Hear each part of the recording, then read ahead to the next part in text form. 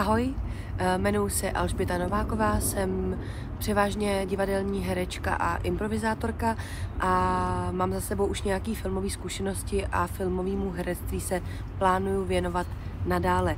Teď momentálně se nacházím v Holandsku, protože úplně vášnivě miluji cestování, poznávání nových kultur, jazyků a tak dále. Mluvím anglicky, německy, domluvím se rusky, českým znakovým jazykem a trošičku švédsky a doufám, že se toho naučím ještě víc. A tohle je můj showreel.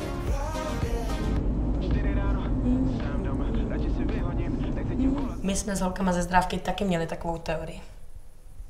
Říkali jsme tomu teorie mrdu. Jsou dvě skupiny lidí. Lidi, co mrd mají a lidi, co mrd nemají.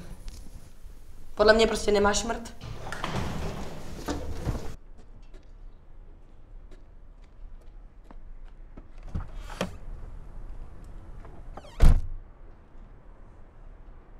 Co s váma je?